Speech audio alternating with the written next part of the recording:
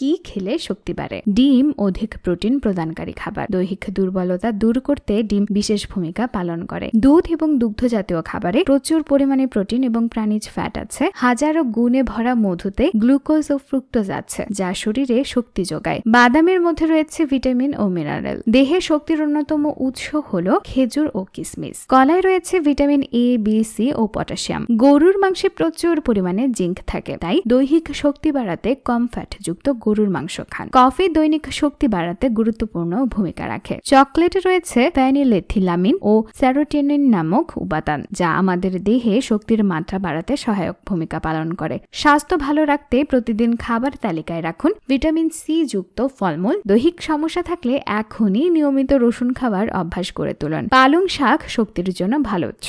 শরীরের দুর্বলতা কাটাতে ডাল খেতে পারেন। গবেষণায় দেখা গেছে জয়ফল থেকে এক ধরনের দৈহিক শক্তি নিঃসৃত হয়,